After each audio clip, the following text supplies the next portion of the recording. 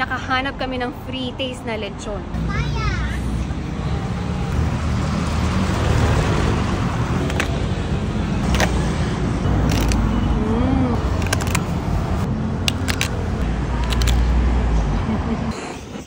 Hi guys! Tara samahan niyo kami dito sa may libreng tikim na lechon baboy na kapag hindi ka nasarapan, okay lang kahit hindi ka bumili. Kaya naman sa sobrang sarap, lutong at napaka-juicy, ay talagang mapapabili ka. Kaya naman yung dating hindi nakakaubos ng isang lechon sa isang araw, ngayon nakakasampung lechon na. Ito ang JJ's Lechon House na nakapwesto dito sa may Mars Gasoline Station, Advincula Road, Kawit, Cavite. At sinimulan nga daw nila to noong 2019 pero sa kasamaang palad, dumating daw yung pandemic. Nalugi nga daw sila pero hindi sumuko yung may-ari kaya ipinagpatuloy niya ito. Per kilo daw ang binibenta niya noon pero sa mga kakilala lang at pati kaibigan na rin. Hanggang sa pa-improve daw yung lasa kaya ngayon may 3 carts na sila. Sobrang nakakatuwa nga yung may-ari dahil ang sabi niya karamihan daw sa mga staff niya puro kamag-anak niya. Bukod sa binigyan niya na ng trabaho, libre pa bahay pa kasama ang buong pamilya. Kaya naman no wonder after malugi ngayon binibless na siya ng sobra-sobra. Alam niyo bang native yung lechon na gamit nila at organic yung mga pinapakain. Kaya makakasiguro kayo na alaga at malinis yung lechon na kakainin nyo.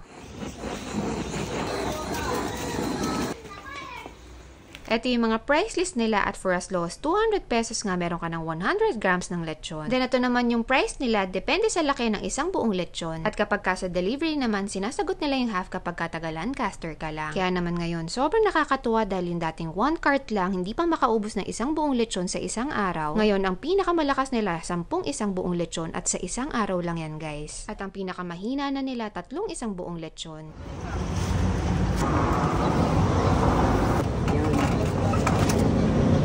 1,000 grams po dapat. Oh, yan, legit. Walang vlogger. Na naman. Okay po.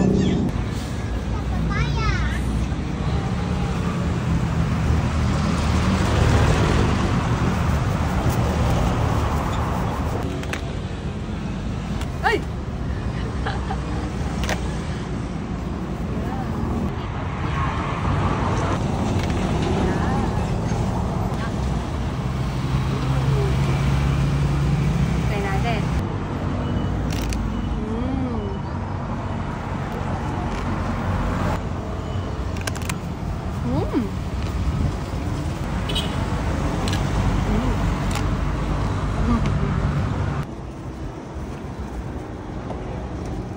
Taste eh. Wow, ang laki rin. Wow, laki oh. Lapit na oh.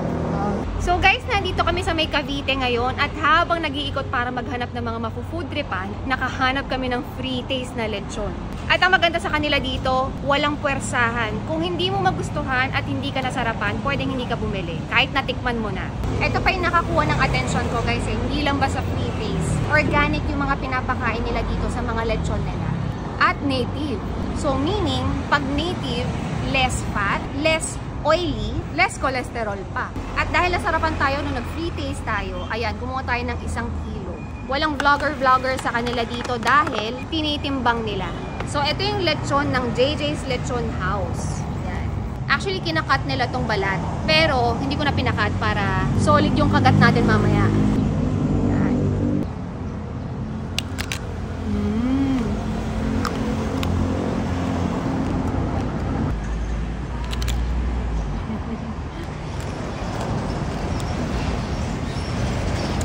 Napakalutong.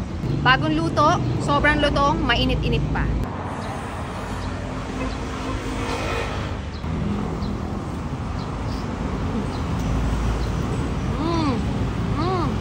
Napakalambot at juicy guys.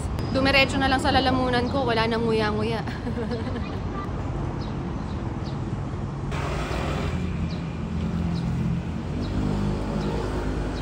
Ang laki.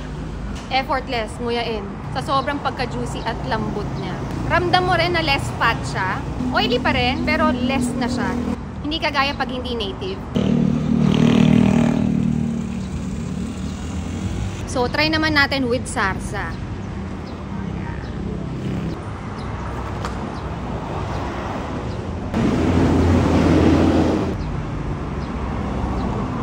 Ang sarap. Mas lalo nag-level up pa. Solid nito guys. Napakasulit.